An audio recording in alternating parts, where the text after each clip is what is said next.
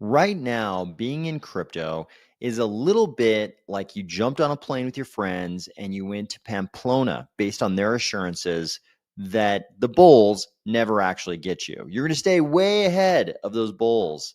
The horns are never going to gore you. Nobody gets gored. We all went last year. Nobody got gored. Then you find yourself in this scene at Pamplona. The bull is bearing down at you, and all you can think about is whether or not those horns are going to go in places you don't want them to. This is a little bit what it feels like to be in crypto today, looking at the crypto markets. But that's not actually the worst realization you're going to come to in crypto. We're going to talk about what is.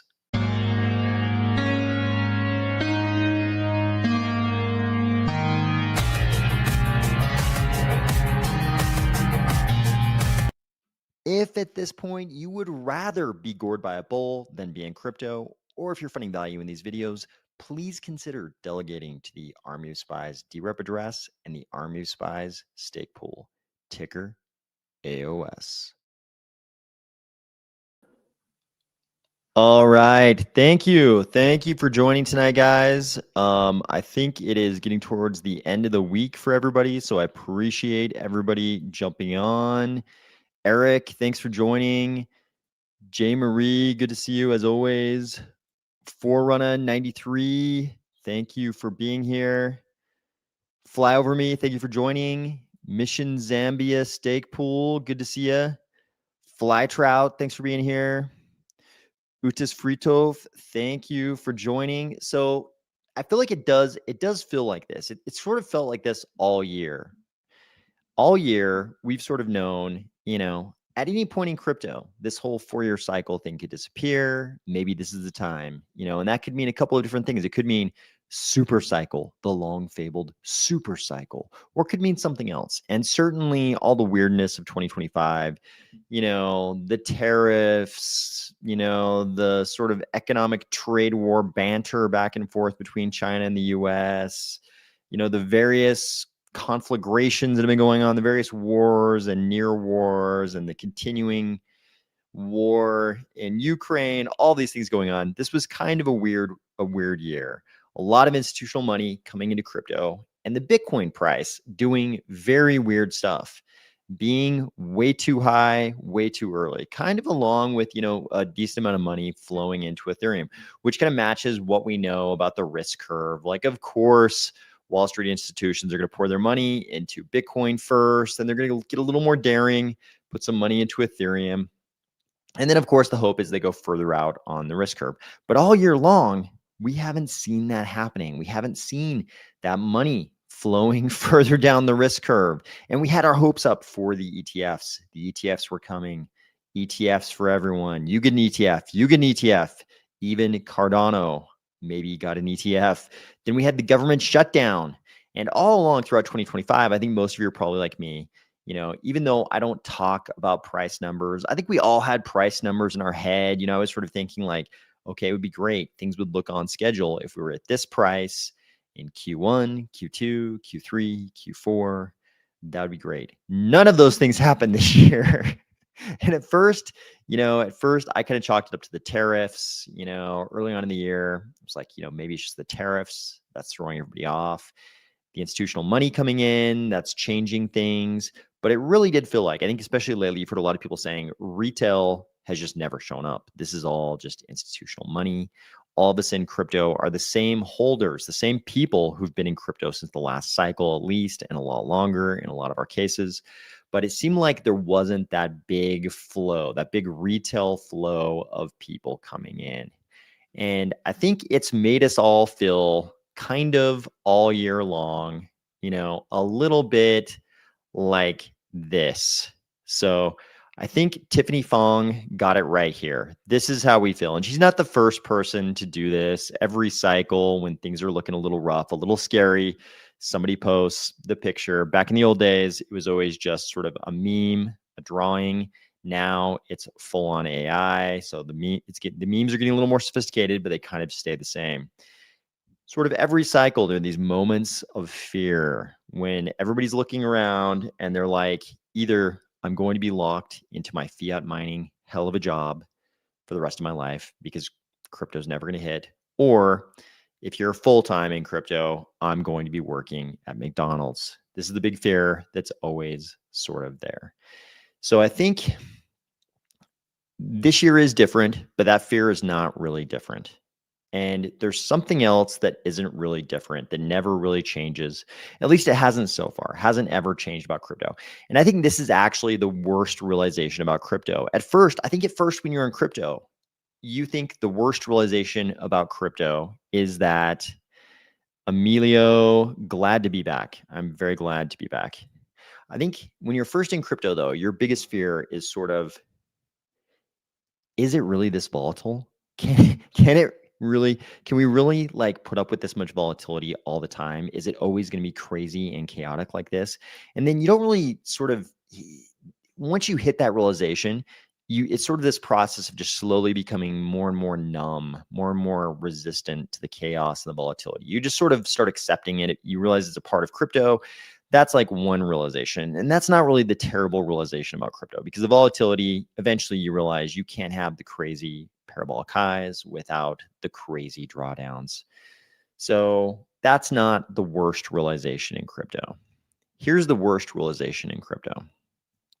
For me, it happened a long time ago when I saw someone post, and this was probably even back before all the crypto conversation was happening on Twitter, now X. This was probably back in the Reddit days. Believe it or not, there was a time when most of the crypto conversation was happening in the Bitcoin subreddit on Reddit. So I remember back in those days, clear back in those days, somebody posted at one point, everybody's talking about the latest technical innovations, which is still to this day one of the biggest conversations that's always happening in crypto. Technical innovation, who's ahead, who's behind, who's doing the best job on the blockchain trilemma, compromises, all those kind of things we talk about all the time on this channel. It's still the most important conversation most of the time in crypto. We were having those same kinds of conversations back in the day on the Bitcoin subreddit, and somebody posted something that was unfortunate. It was so accurate. I was sad to see it. It was troubling when I first saw it. But that person posted, none of what you guys are talking about matters. It's just the liquidity cycle. It's all just the liquidity cycle. The liquidity cycle is like, I can't remember what he estimated it at, but 90% of this is just the liquidity cycle. And the tech stuff you guys are talking about is a tiny percentage of what's actually going on. This is the worst realization in crypto, because if we look at the Fed balance sheet, so in crypto, you hear people talking about macro stuff all the time. And the reason is because it does seem to be pretty important for what's going on in crypto. And one of the most important things is what we call quantitative easing, quantitative tightening. These are these weird euphemistic terms to kind of hide what we're really talking about. What we're really talking about is this. We're talking about liquidity generally, and specifically with those terms, the size of the Fed balance sheet. And you can see here, there's a reason we had those crazy parabolic highs back in 2021. Look at this. COVID starts. We start experiencing the COVID shutdowns, all of the disruption from COVID. What happens? We go from total assets, Fed balance sheet, 4.1 trillion. 4.1 trillion, we go to 9 trillion. Where were the highs in crypto? The highs in crypto in Cardano, they were a little earlier. They were in September, right about here. In Bitcoin and Ethereum, they were in Q4. The highs were right here, and they were really good times. They're really fun times in crypto between about right here and right here, right? We go back to the cycle prior to that. Prior to the 2021 cycle, we had this 2017 cycle. And look, liquidity was about as high as it had ever been at the peak of that cycle. And then we go back here to the end of the previous cycle. So we have that 2013, 2014 period. Where are we? Right here. We just had a great time in terms of Fed balance sheet expansion. We had quantitative easing. And what has happened every time? Here we have the great financial crisis of the previous decade. What did we see this at the time? This absurd giant jump up from, a little under 1 trillion to something over 2 trillion. Unheard of at the time. Unheard of at the time. Little do they know that during COVID, we would do the hold my beer thing and go from 4 trillion to about 9 trillion, right? So every time we've seen one of these big quantitative tightening episodes, like right here, what was it followed by? Like you even this one, you can say, you could say this one was kind of slight, but then what happened? All of a sudden had to go up. Liquidity had to go up. The Fed balance sheet had to expand, and then it kind of contracts a little bit, and then it explosively expands. So what's been going on, right? In crypto, remember this up here, these were the good days. Right up in here, the end of 2021, the good part of the last cycle. Cardano goes above $3. Ethereum and Bitcoin do their thing. Everybody's amazed. Moon Lambos all around. And then what happens? Then what happens? We have this sharp quantitative tightening series of years all the way until now. Look, this is October 1, 2025. We're all the way back down here at 6.5 trillion. We were, look at this, clear up here at 9 trillion. Quantitative easing year after year after year, all the way back down here at 6.5. What has always happened in the past? What's always happened in the past was what we saw the owl hinting at in his little Philadelphia speech the other night that I covered on the channel. He basically said what at Cardano is saying right here, let's go, let's go. And he wasn't whispering. Okay, maybe he was not whispering, but his words were the equivalent of whispering, let's go. Because he was saying exactly what he said. I read it back to you on the video the other night. He said, we are likely in, many, many more words and much more subtly. He said, basically, in the next few months, there's a good chance we're going to end quantitative easing. And a lot of people didn't pay attention to that because it was part of like a 45-minute, straight up speech and then Q&A session. But look at this. Since this point up here, what is it? May 2022, nothing but quantitative tightening. Nothing but quantitative tightening. And then in Philadelphia the other night, he says, we may have reason. We may have, I forget his exact words. There may be ample reason to cease quantitative tightening. So what has always come after an end of quantitative tightening? When you look at this chart going all the way back to, what's the first reading on this chart? 2003, going all the way back to, 2002. Whenever there was an end to quantitative tightening, what we had was a whole bunch of quantitative easing. We call that in crypto? We call it money printer goes butter. I guess I can't do the many R's on that, but we have a lot of money printing. So is that going to happen again this time? If the quantitative tightening is probably going to end, sometime in the coming months, are we going to have quantitative easing, money printing right after it? Nobody knows because these are markets, but that seems to be the case every single time.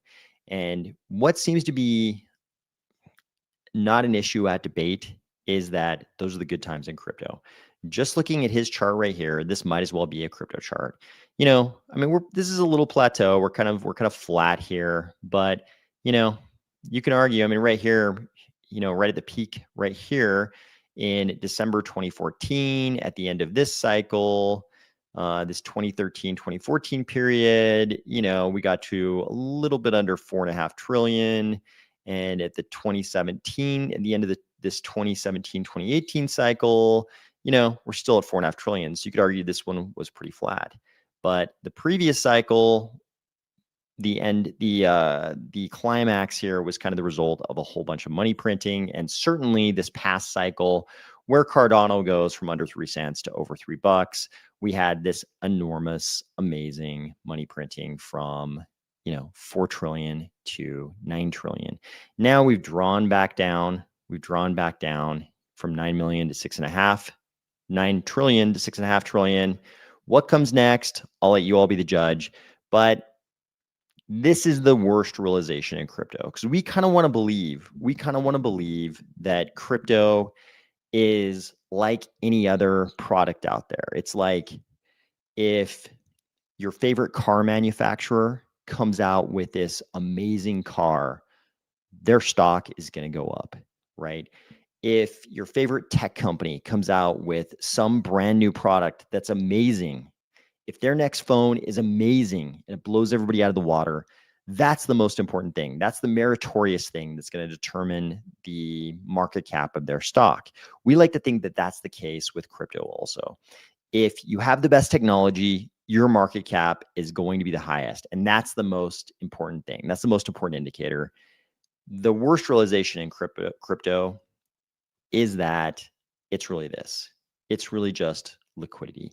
Whether you measure it by the Fed balance sheet or by this chart, which is M2, sort of over the same time period, you can see it's a little bit blunted. It looks a little blunted on this chart compared to the Fed balance sheet, but it's basically the same curve. You have things sort of taking off right here. You go from an M2 value of around, what were we at? Let's say at the end of 2007, we're at like 7.5 trillion. Then you get over here to COVID, we're at 15 trillion. And then all of a sudden, boom, we're up here at 21 trillion. And you notice, that difference right there, that's 5-6 trillion, very similar to the amount of expansion in the Fed balance sheet, the amount of quantitative easing that was going on with the Fed balance sheet. And that's because it was COVID. There wasn't a lot of economic activity going on, or at least economic activity was very muted. So those two figures kind of match here. But the two charts look the same, and they both kind of match what happened in crypto. This curve from here to here looks a little less bumpy, more of just sort of this, near 45-degree angle, but this expansion of liquidity, very similar. And this, if you only looked at M2, you might be kind of fooled, from here, from the end of that 2021 cycle, you might say, oh, M2 only dipped a little bit, and actually it's been on the rise lately.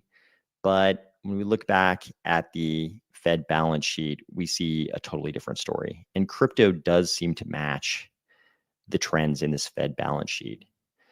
So what else is going on the macro front? So we know this is the case. The CME Fed Watch and pretty much everybody in the world is predicting a rate cut at the end of October, a rate cut at the end of December, and even probably numbers that look like this for January. So we're currently at 400, so 4 to 4.25%. And this would be a rate cut of 0.25%. December, that's October, 10th of December would be another rate cut of 0.25%. And you see here, they start divvying up, the chances of another rate cut of 0.25%. But a lot of rate cuts, and what everybody's predicting is quantitative easing following this cessation of quantitative tightening. This, to me, is the worst realization in crypto, that more than whatever your blockchain is actually doing, what probably matters the most are these macro trends. Is liquidity expanding? Do we have money printing, or do we have money contraction?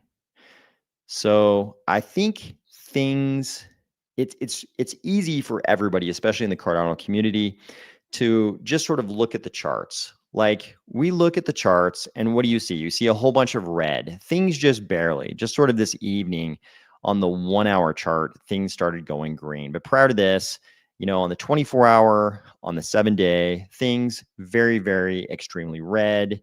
And it's all up and down the chart.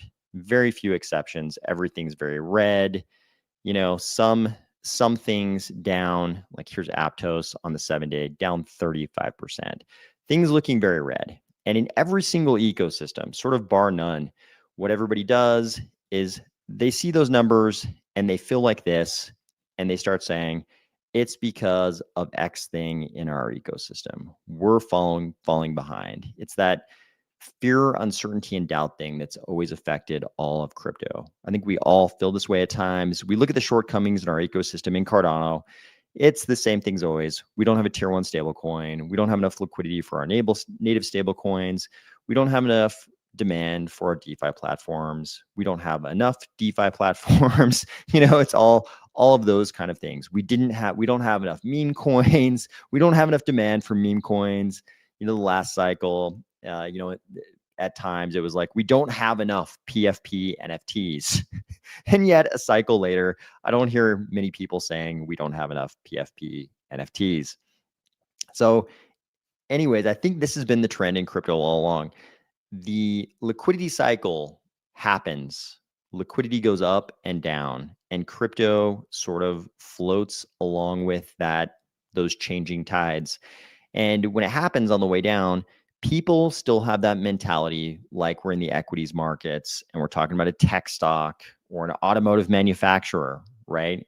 It's like Tesla's market cap is down because they haven't come out with a $25,000 car.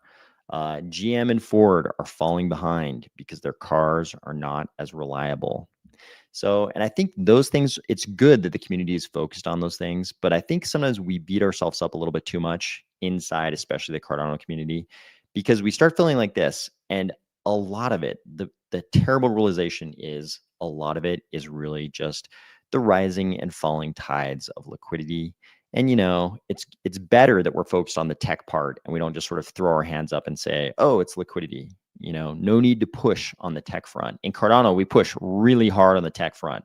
The tech front and the policy front, we're constantly pushing really hard on that, as it should be. It's good we push very hard on those things. It's better for the community to be focused on that than to just throw its hands up and sort of in this, nihilistic sort of way say nothing we can do about it.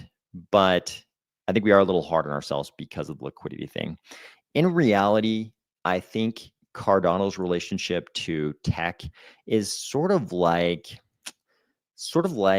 auto manufacturers like Toyota, who were making the right moves to produce the most reliable cars, right?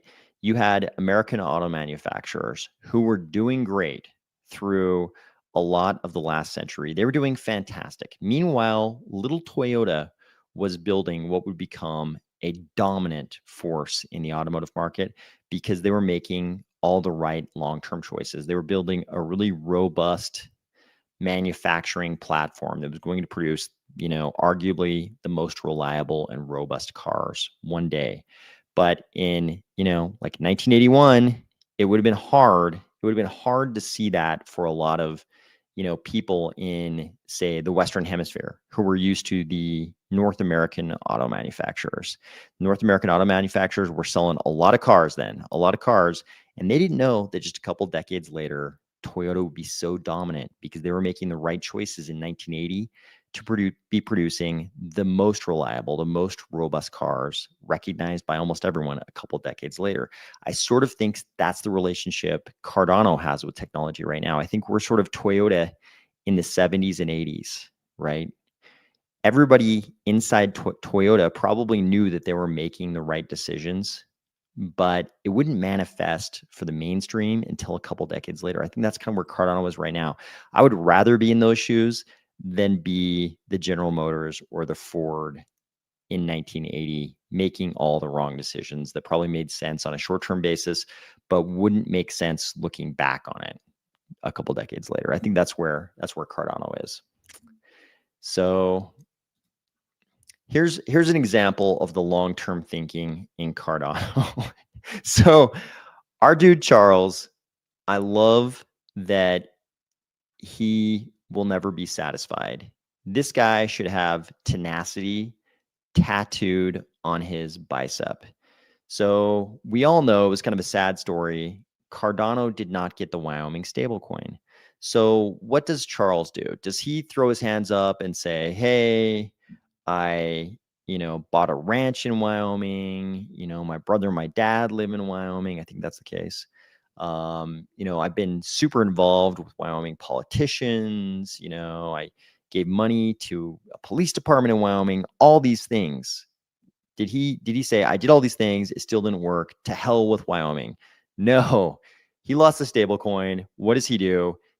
Mr. Tenacity, he turns around and creates a Wyoming Government and Policy Center. Here was the little press release today, I believe. Okay, looks like it went out yesterday. I think I saw it on Twitter today, announcing the Hoskinson Government and Policy Center. It's a super legit press release. It names the executive director of the Policy Center, who's a former deputy secretary of the state of Wyoming, names their general counsel, who's lived in Casper for 8 years, names their communications director. Like, it's super legit. And this is just sort of like long-term planning. Like, Charles ran into this hurdle in Wyoming. We did not get the stable coin. What does he do? Throw his hands up and just say, to hell with Wyoming? No. He creates a goddamn government and policy center in Wyoming, staffed by Wyoming people. Super legit. This is the kind of long-term planning, right? At some point in the past, he set out and said, I'm going to do everything I can because I believe Wyoming is going to be an epicenter for crypto. So even after all the things he did, he still didn't get the stable coin. So what does he do? Does he throw his hands up and quit? No, he does this instead. This is the kind of long-term planning that Cardano has always done on the technology front, on the regulatory policy front. You know, arguably, I think those have been some of Cardano's greatest achievements. Some of the things that Cardano did to prepare for bad regulation we haven't even seen the benefit of those things because we didn't quite make it to the really, really bad regulation that could have happened. But a lot of long-term planning going on in Cardano. Good point, Cardano Universe. How many senators in Wyoming built a hospital in Wyoming? Very good point. Very, very, very good point. He actually did all those things. Yeah, as far as I know, he did all those things. I agree. Charles, it's bizarre. It's bizarre to me that Charles doesn't get more respect. It's kind of crazy. I guess if you're doing so many things, if you're doing things, there are going to be people who hate you because they're not doing those things. And Charles does a lot of things. He does so many things. So he has a lot of people who hate him. He's also, you know, passionate guy, outspoken, all those things. But this is the kind of long-term planning that's going on. This is why I think we're kind of the Toyota. We're sort of the Toyota in 1980 of crypto. We're not making Corvettes in 1980 like GM. We're not making Mustangs. We're Toyota on the road to make the most robust, most reliable cars that will be on the road in, 1995, 2000, 2005, 2015. We won't talk about the more recent stuff with their engines, but you get the point. So onto a topic that I've already seen a few of you mention this, and this was pretty interesting. Here's why I think this is interesting. So today, Cornucopia is rebranded, and I think this was a great rebrand. I think it was an excellent rebrand. I thought the name Cornucopias was pretty cool because it's like this horn of plenty. There's a Mandela effect just around the Cornucopias logo or the Fruit of the Loom logo that may or may not have had a cornucopia on it in an alternate timeline. Now they're just adding to the Mandela effect because who knows, maybe next year people will turn around and say Infinity Rising used to be called cornucopias, and half the people will say, no, it wasn't. We could have another Mandela effect forming right now. This could be the same cornucopia related Mandela effect. But either way, Cornucopias has rebranded as Infinity Rising. And there's actually a lot more going on with that. If you can watch this, it's actually quite a nice cinematic trailer. This little thumbnail you can see right here doesn't really do it justice. But as you can see, I won't play the whole thing. You should go to their YouTube or go to their X account, watch this excellent cinematic trailer. They're adding quite a bit to the lore of, I think over the last, year or something, they've added quite a bit to the lore of cornucopias. We have enemies now. They are some kind of alien. I can't tell if they're robots, cyborgs, but we have enemies. That's great. It seems like there will be attacks. We also have guns now in cornucopias. I think this is all good. I'm in favor of all of this. But the rebrand and everything looks pretty good. There's some tokenomics stuff going on. I don't really talk about the tokenomics of CNTs on this channel. But you can see they did a big update with Cardano Crow today. They did a big AMA on their Discord. You can go watch that Cardano Crow video to get some more details. But the thing that I think is important about Cornucopias is Cornucopias, now Infinity Rising, is a homegrown Cardano project. Sure, they had to go multi-chain. You can buy some of the assets on Base now, and the token is doing some things. But more importantly, this is like very much a homegrown Cardano project that's going to provide some real utility. Like, they built this beautiful digital world.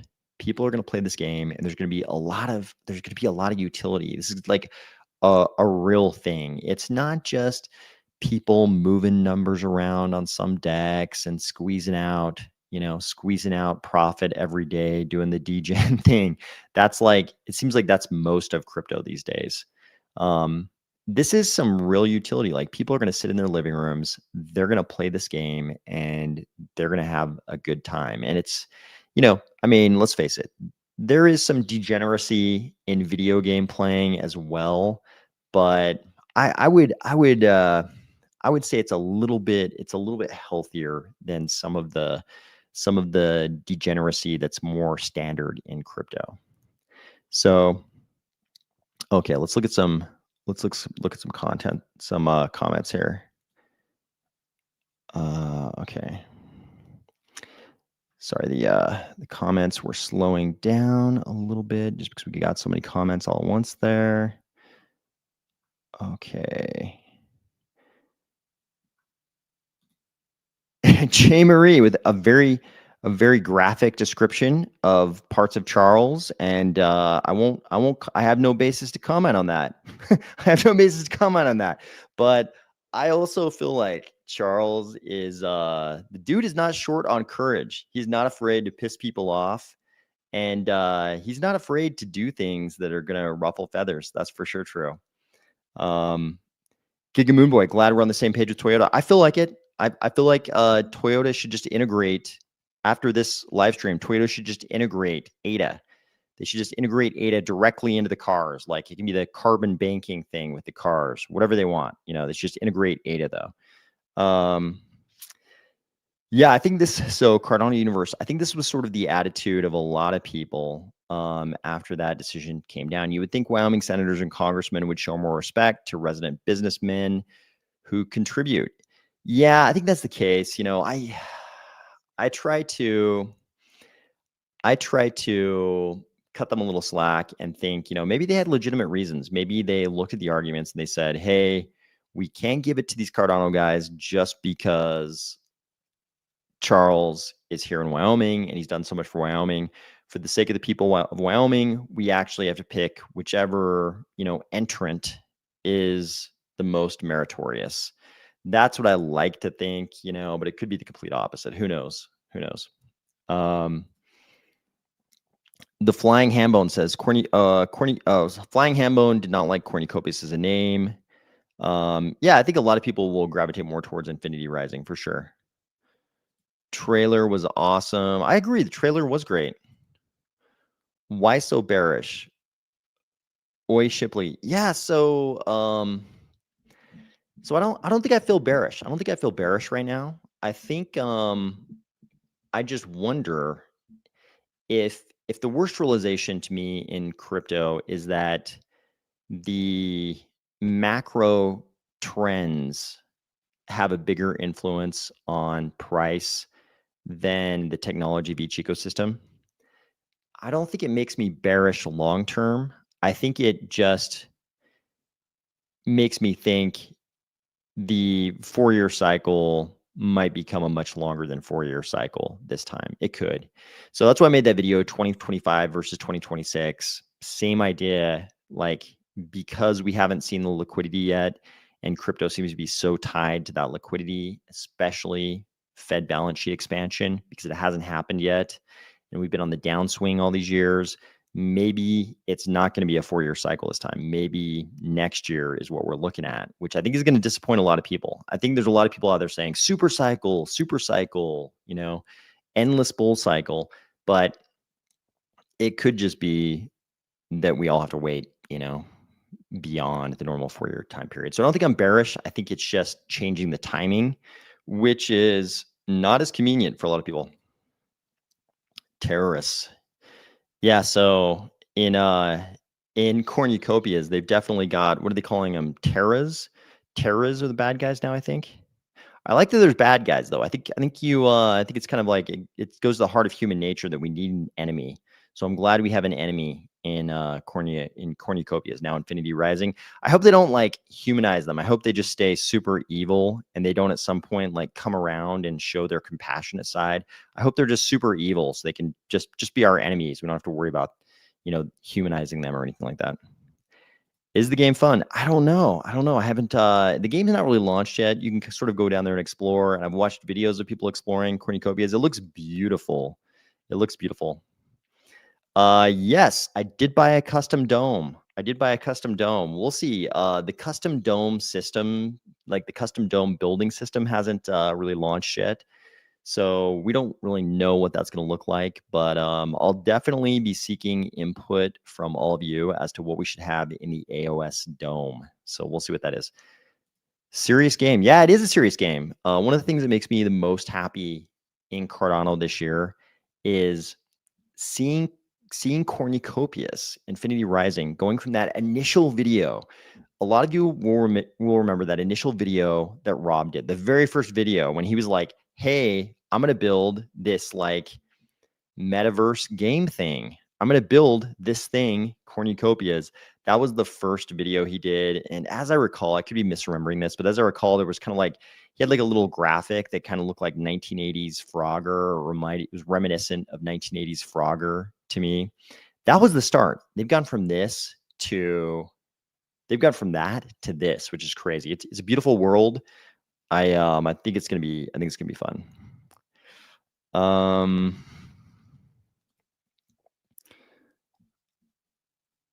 think Charles has done a lot of good work. See, I'm trying not to use the word lobbying.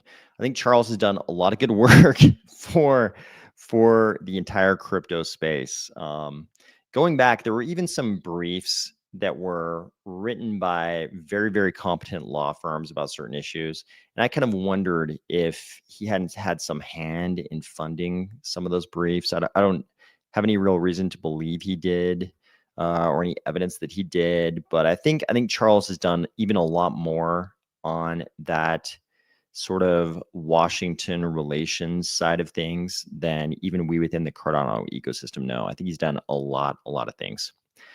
Charles is being discriminated against. This is Charles discrimination. I agree. I was going to call it Charles racism. This is racism against the race of Charles. I agree. What do you think of the video I tagged you in? I thought that video was great. Thank you for tagging me in that. I thought that was great. The amazing thing is that both the grandma and the vendor got crypto. What do you think? Everybody should go check out this video on Mission Zambia Stake Pool's X account. I'm tagged in it. You should check this out. I mean, this to me is why I think we so much have to go in the direction of really fulfilling the promise of crypto. And as we try to build out these yield products for the Bitcoiners who come across to Cardano with Bitcoin DeFi, I think we should really seriously, sincerely, I think we should try to fulfill the promise of crypto and do stuff like this. We should have that grandma in the market and the vendor using some kind of crypto product. And if we can link that to a yield for these Bitcoiners, this is the perfect nexus. This is the everybody wins situation. The grandma wins, the vendor wins, people, the unbanked are getting banked, the Bitcoiners are getting their yield, we're getting traffic on Cardano. These everybody wins situations are always the best. It's always the best if everybody wins. It doesn't have to be a zero-sum game. I think a lot of times in crypto, everything's zero-sum. It's like either Bitcoin wins or altcoin wins. altcoins win. Either Ethereum wins or Solana wins or XRP wins or Cardano wins. It's like, it doesn't have to be that way. I think we can have non-zero sum games, and it's going to be a much better thing for all of crypto. The Bitcoiners can win with their yield. The unbanked can win by being banked. We can get some traffic in Cardano and some cool dApps. Let's do that. Let's go in that direction. If you, oh, thank you. Thank you. Actually, you know what? I will, okay, at some point in the future, I will go grab that and play it.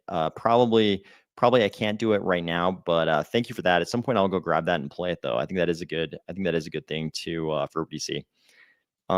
People on Reddit are acting like the altcoin season is over and the world is ending. I'm just thinking that's exactly what it's got to feel like before we go bananas. Yeah, I mean, famously, Raoul Pal and the R-Vision guys have been talking about the banana zone ever since he went from his narrative back before. I think it was even before the end of the last cycle, maybe, or maybe it was during the last cycle. He had this narrative about the great unwinding, and then that narrative didn't play out, and then he transitioned to his everything code and the banana zone narrative, which I think is a much better narrative. It's much easier to get behind that than the great unwinding narrative that didn't really occur, at least from my perspective.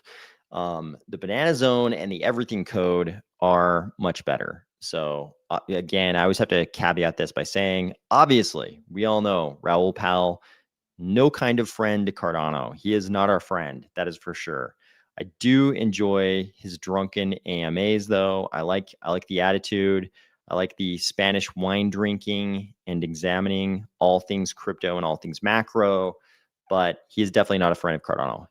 I hope he's right about the everything code and the banana zone, because his narrative there is kind of, I won't try to characterize his narrative. He does plenty of that. He has a very large presence on social media, so you can consume his content if you want to understand what he's saying. But I think there are a lot of people in crypto and in macro who would say the same thing. And that's that all these assets, the NASDAQ, tech equities, crypto, all these speculative assets are tied to liquidity. So there's a very strong link between these assets and liquidity. And if you look at this Fed balance sheet chart, you can see none of this, if that's true, none of this is what we want to see. This is what we want to see. This stuff down here, where we went from 4 trillion to 9 trillion, that's what makes a bullish part of a cycle.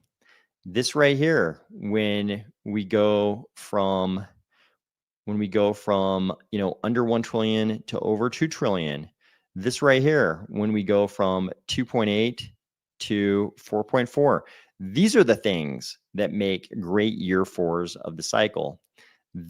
All of this stuff, it exactly kind of indicates what we've gotten, and that's nothing good in crypto. Sure, there were a few little peaks here and there. Good things happened in Bitcoin and Ethereum, but you could just chalk that up to institutional money. Sure, institutions flooded into Bitcoin and to some extent into Ethereum, but it's not the same as this kind of stuff that produces massive retail hysteria. That's really what we need. We need more of this. I mean, we're not going to get this kind of vertical wall unless we have another COVID level, existential threat to the entire system, but this downward thing, this whole quantitative tightening thing, that's not what produces retail flooding into crypto. Okay, they said terrorists are knocking the infrastructure. So that's what I thought at first too. And maybe there's cornucopious now Infinity Rising people who can probably answer this question. They said, so it sounded like he said terrorists are knocking the infrastructure, but I wonder if he said terras or whatever those aliens are called. Terras are knocking the infrastructure. Somebody from cornucopious who is a little bit closer to that can probably tell us the answer to that question. I want a yacht in cornucopious. I will take a yacht anywhere, in any harbor, any bay, any body of water. I will take a yacht. A yacht with a helicopter. Okay, we're getting better here.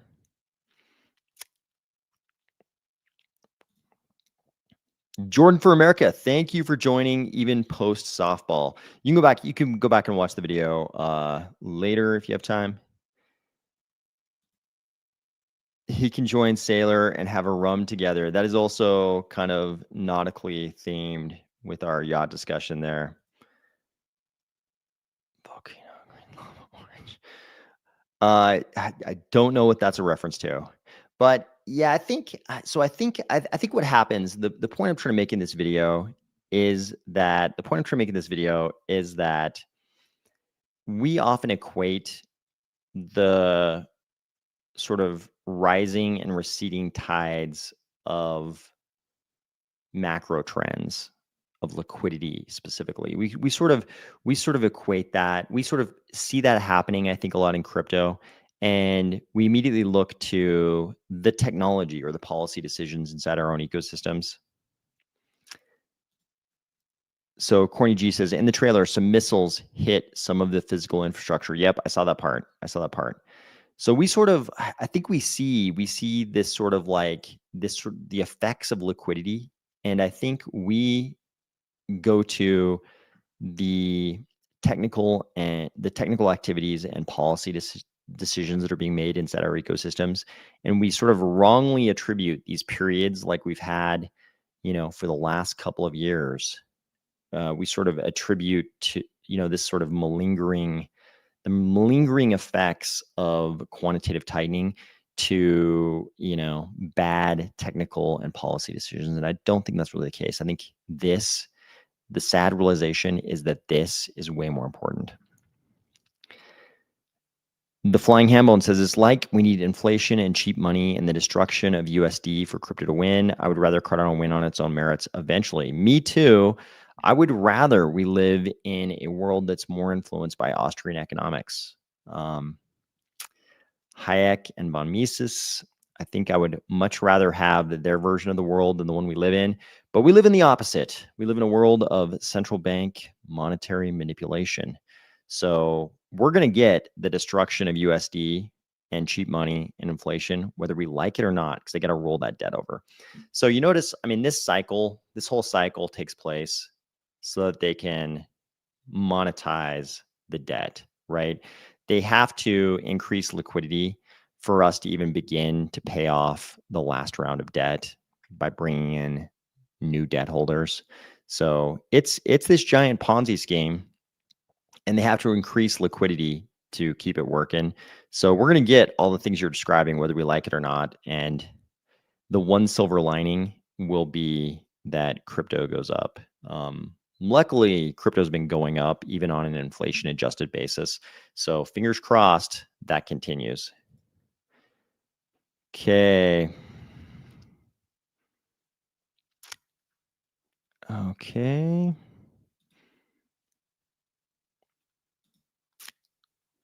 Okay, let's see. BlackRock BTC ETFs equal paper BTC, aka more than 21 million. So I think more so than that, what equals paper BTC, you should look at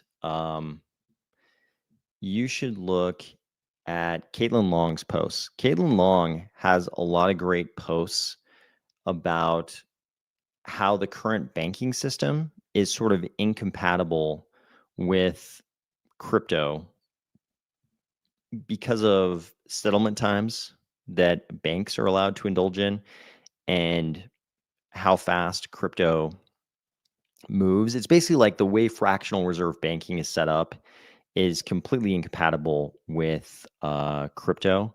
The BlackRock ETFs, I mean those ETF shares, are BlackRock is actually buying Bitcoin. So I think the fractional reserve banking incompatibility with the way crypto works is going to produce a lot more of the negative effects you're talking about. It's mainly going to punish those banks, I think. Oh, that was an emoji. Oh, okay. Okay, sorry. All I saw was the basically the code for the emoji. Okay, that's good to know. it sucks companies have gotten rid of pensions. I would rather go with Cardano than just pump the bags of boomers with these BS companies. Yeah, we sort of have gone. We have gone, I think in my grandfather's generation, they all seemed to have pensions. They all seemed to have had pensions. They're all long gone now in his generation, but they all lived off pensions in their retirements. The baby boomers don't have that same, especially the younger baby boomers, don't have that same luxury. So they've just got their 401ks and their other sort of investment portfolios. So it's such a concentration of wealth. It's no exaggeration when people say the greatest transfer of wealth in the history of the world will be that generation, the baby boomers, the richest generation the world has ever seen. The greatest transfer of wealth ever will be them dying and giving their assets, disposing of their assets, in most cases, probably to their descendants, to their heirs. That's going to be a gigantic transfer of wealth. But, in a lot of ways, it would have been better if we weren't pumping their bags, if they weren't all in, if their retirements weren't just 401ks invested in tech stocks and stuff like that, then I think that would affect the policy. The policy would be different. And, maybe if we hadn't had the gigantic, 2007, 2008 crisis, we wouldn't be in this mess we're in with this ever accelerating debt that can't really be managed without flooding the system with liquidity. So we're in the entire world economy is in this death spiral, and there's nothing we can do about it now. Historically, I think there were a lot of bad events that led us here, but we're kind of stuck now. Peter Schiff is sort of like the arch enemy of crypto, who occasionally sort of says something nice about crypto, and it's like entertainment for us all. It's sort of like, I feel like he's sort of like the puppet in the play who is the bad guy, and he kind of knows he's playing that role, and he gets a lot of attention for being in that role. And, I think he's the right actor. He's the right actor to have playing that role. So I like that it's him. I think we could have people with much more cutting criticism than him in that role, and it would be bad. If we had somebody much smarter than him with a much sharper tongue, it would be worse for us. So I like that Peter Schiff is sort of playing the heel in this wrestling match.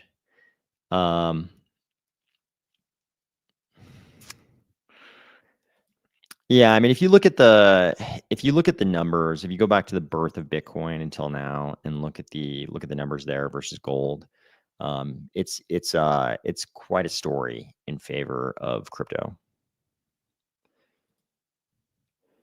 Jordan for America, finally claimed my night tokens today. You have until the 20th. Get on it, people. Yes, if you have not claimed your night tokens, do it now. Do it now, especially the ADA-based night tokens. I mean, the ratio for your ADA is so high compared to Bitcoin or any of the other ecosystems. Like, we get so much more. So especially if you haven't claimed your night tokens that are that you're allowed based on your ADA, definitely claim those. Okay.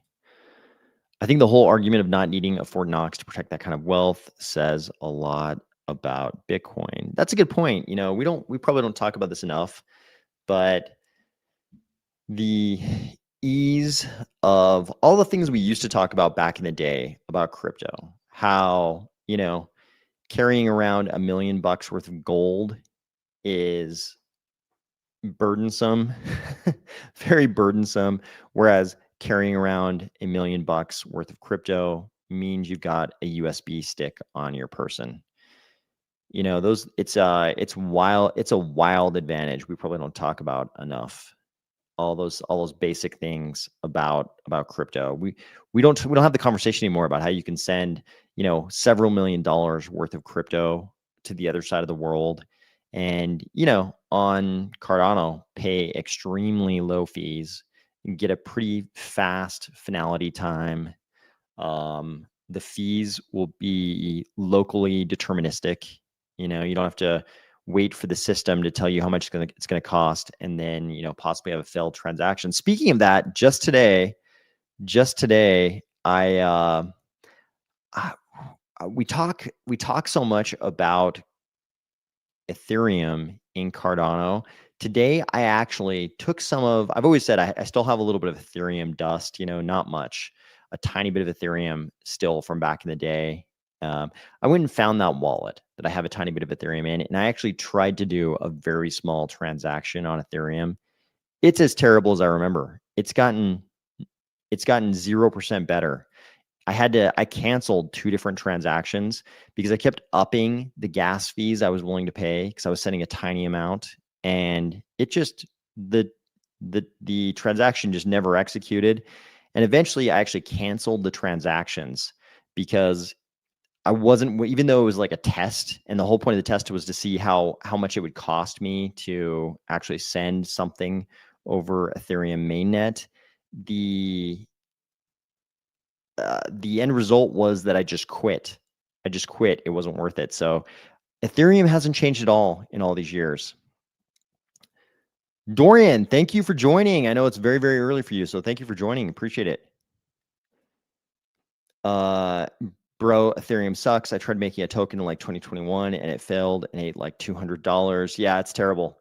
It's terrible. Even for the sake of science, to figure out how much it sucked, I couldn't even reach the point where I could determine how much Ethereum sucks today. I canceled both transactions. And I'm sure I'm sure I could have gone somewhere and gotten a better estimation of how much the gas fees should have been to get some kind of a quicker time to finality, something like that, if I paid attention to Ethereum. But it's just as terrible as I remember. It's just as terrible as I remember. So I think that's about all the news I noticed today. Any other questions, any other topics anybody wants to discuss?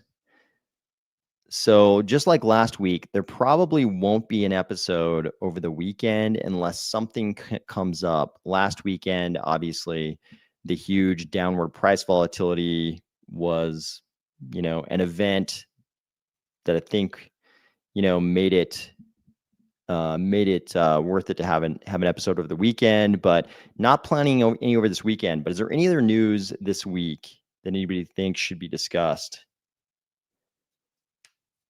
So I feel bad, Dorian. You made it on. You made it on just in time for the end. I feel bad you jumped on right at the end here. Does Friday count as the weekend? So most people will actually watch this episode that's going down right now, this live stream. Most people will watch this tomorrow when PC. I actually looked at prices today. I looked at prices of PCs today, and they actually weren't bad. They weren't bad. It pushed me 1% closer. The main problem, though, is just owning a PC. I've always had to use them for work, and I swore for decades. I've sworn I would not have one in my personal life. But to play these games, to play Infinity Rising, possibly. That's a good point. It does kind of depend on what Trump does. So Trump, it's like he's news. There's news every day, and a lot of it does affect crypto. It's like yesterday he was going to give tomahawks to Ukraine. Today he got on the phone with Putin. Maybe no tomahawks for Ukraine. So we'll see. Okay, good. Yeah, I felt bad. I knew you. I know it's early for you, and you jumped on right at the end, so I felt bad. In fairness, for most of this week, a lot of the episodes have gone beyond 1 hour. So normally there would have been more content, but there wasn't really that much news today. I haven't paid any attention to the token involved with cornucopias. Are you talking about the token, or are you talking about land or vehicles? The land and the vehicles I know a little bit about because I have them. The token I don't know anything about. What do you recommend as far as GPUs for playing Infinity Rising and Virtua? What do you recommend? I saw, what are they, 40/60s and 50/50s. What do you think is, I think people told me, whatever number started with a 3, they were like 30 30/50s. I don't even know the numbers. People told me 30/50s were okay, but 40/60s or whatever they are were better, would probably be better. The token I don't know anything about. I'm sure the cornucopias guys, if you ask the cornucopias guys or go in their Discord, I'm sure they can tell you all about it. The token I intentionally don't know anything about. Okay, here we go. Corny G said, I got a 30/60. I'm looking at the 40/60s now. How does the 30, maybe you were the one that told me before that it runs okay on your 30/60 cards. Let me know if that's the case. $1,000 gas fees suck. Yeah, you know what's amazing? I mean, this has been the case. This has been the case for Ethereum forever. The crazy gas fees have been the case for Ethereum forever. Of course, that's why we have all the L2s for Ethereum. But what I was doing today was actually just trying to move around a little bit of ETH to use for gas fees on the L2. But even that, even just getting the Ethereum over to the L2 required so much in transaction fees I gave up. Okay, Corny G, thank you. Thank you for that info. That's good to know. Flying Hambone says I run a 4070 Ti. Okay, this is good. This is good background info. I appreciate it, guys. Keep it up, brother. JP Riggs, thank you. Thank you. Jordan for America, peace. Thank you. Okay. Any other news we should discuss before we kind of adjourn for the week here? Again, if anything comes up for the weekend, if there's any newsworthy stuff, if anything interesting comes up, I'm more than happy to jump on and have an episode of the weekend over the weekend if something happens. But definitely the numbers are down. The number of people who can watch on the weekends is definitely lower. Flying Hambone says 30/60 will be fine for everything until GTA 6 drops. Okay. Okay, good to know. J. Marie, thank you for jumping on as always. Okay, thank you so much for the info about the graphics cards, guys. I usually take a really long time. I take a really long time to buy any piece of technology like that, especially one I've been resisting for decades now. So it might take me a while. So I probably won't have any good updates anytime soon. But I appreciate the info, and I'll probably be moving towards it. Let's see. I meant to click on that one. Okay. Dude, I bonked on getting my Igon tokens. Any idea how to reclaim? I also don't know anything about Igon tokens. So I don't know anything about Igon tokens. Jonathan, thank you for jumping on. I appreciate it. Can't wait for Metaverse Mondays. Yeah, actually, some of the videos I enjoyed making the most in the past. This will probably disappoint the people who hate metaverse stuff. People will probably be so disappointed when they hear this, certain people. But some of the videos that were the most fun to make were the ones where I was just walking around different Cardano related metaverses. Those are some of the most fun to make. They're probably the most boring in a lot of ways, but those are also some of the most fun to make. So Danil, thank you for saying that. Don't forget to like the video. Yes, please do. I will appreciate it. Flying Hambone. Yep. Thank you for jumping on.